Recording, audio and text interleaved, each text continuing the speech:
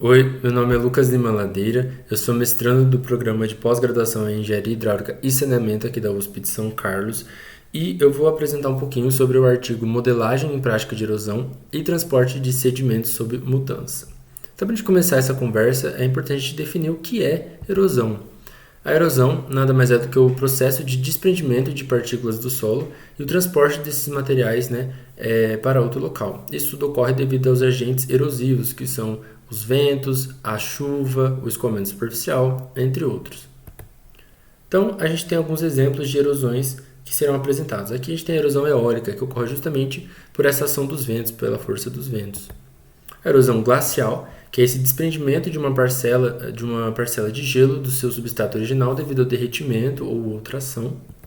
E a erosão hídrica. A erosão hídrica pode ser tanto a pluvial quanto a fluvial. A pluvial está justamente relacionada a um evento de precipitação.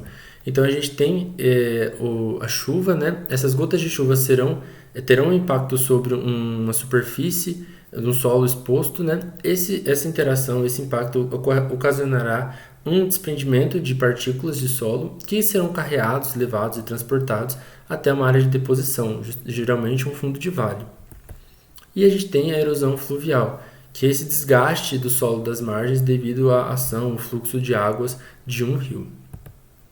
Então aqui para a gente tentar entender também um pouquinho melhor sobre essa relação do transporte com a mata ciliar e a deposição de sedimentos. Então quando a gente tem uma área com uma mata ciliar bonitinha, igual tá lá na legislação, com sua APP, enfim, a gente tem dois benefícios principais, que é a atenuação do impacto da força da chuva. Então a gente tem essa diminuição do impacto que as gotas vão ter sobre o solo e a gente tem uma barreira sobre o escoamento superficial. Então a gente tem essa diminuição da velocidade e diminuição também da carga de sedimentos que vai chegar até o leito do rio.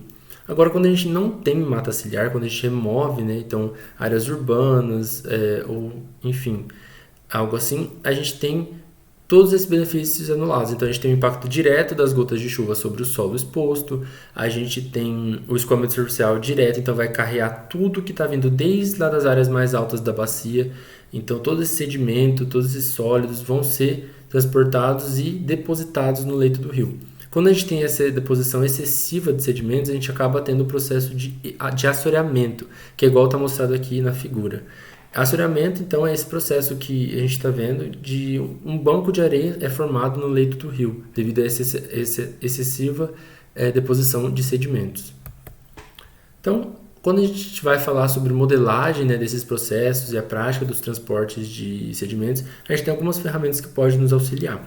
Então, a gente tem as séries temporais de vazão e a sua correlação com as descargas sedimentares, técnicas de análise estatística e modelagem estocástica, que quando a gente leva em consideração, né, algum certo grau de imprevisibilidade, equações tradicionais e técnicas computacionais leves. Então, quando a gente fala da equação universal de perdas de solo e derivações disso, monitoramento, amostragem e levantamento em loco sobre o ambiente e os processos, sensoriamento remoto e sistemas de informações geográficas. Aqui eu até trouxe um exemplo de uma modelagem bioóptica, que a gente chama, de sedimentos sedimentáveis ou sólidos, né, suspensos de um rio. Então você consegue, a partir do sensoriamento remoto, obter as concentrações desses sólidos em suspensão de um rio. Então isso, quando você relaciona com o uso e ocupação do solo, transporte de sedimentos, é muito importante e é uma ferramenta à distância, né, que você consegue ter esses dados de forma computacional remota. Além disso, a gente tem modelos já que foram derivados com base na descrição física.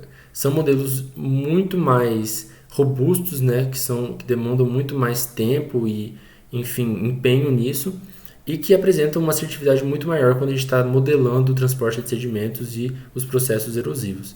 E aqui eu coloquei como um ponto final a gente sempre lembrar que os modelos de erosão e transporte de sedimentos são extensões dos modelos hidrológicos. Então, não é que um substitui o outro, mas eles se complementam, né? Juntos eles conseguem trazer informações muito mais importantes. Então, aqui eu trouxe o modelo SWOT como um exemplo para a gente tentar entender. Então aqui a gente tem os parâmetros, né, do lado esquerdo, a gente tem os parâmetros de entrada do modelo: precipitação, temperatura, velocidade dos ventos, uso e ocupação do solo, entre outros. A aplicação do modelo de fato, então o modelo ele também vai dividir a sua bacia hidrográfica em subbacias, e o resultado dele, que você vai conseguir obter uma quantificação sobre a erosão do solo, a qualidade da água, o escoamento superficial para cada subbacia hidrográfica. E isso numa questão de por dias, meses ou anos, né? De uma forma anual, mensal ou diária. Então aqui a gente tem outro modelo também, que é o ETD, onde a gente tem a zona coletora ou zona de erosão, que são as partes mais altas da bacia. Então onde a gente tem essas maiores elevações, maiores declividades, que a gente sabe que com essas condições a gente tem uma susceptibilidade à erosão muito maior.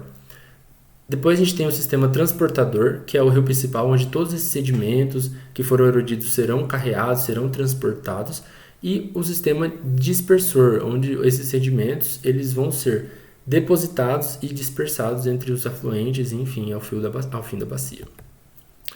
Uma coisa que é muito importante a gente falar quando nós estamos trabalhando com o transporte de sedimento e processos erosivos são as mudanças climatológicas e antropogênicas. Então, basicamente, o que é importante a gente considerar? Quando a gente tem essas mudanças, todo o ciclo hidrológico vai ser alterado. As componentes individuais do ciclo hidrológico também estarão sob o efeito da mudança. Assim, também vai acontecer com os processos erosivos e o transporte de sedimentos de uma bacia hidrográfica.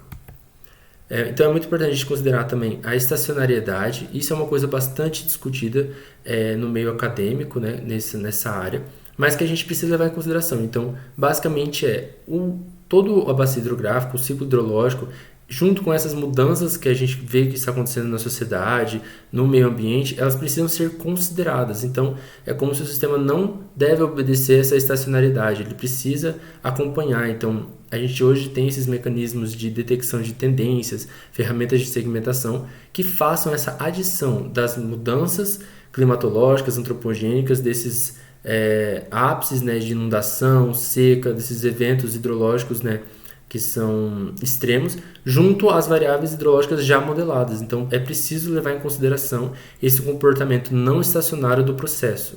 Então, basicamente, é isso que a gente precisa ter quando a gente fala sobre transporte de sedimentos e processos erosivos. É isso, essas foram as referências utilizadas para esse trabalho e eu espero muito ter ajudado. Obrigado.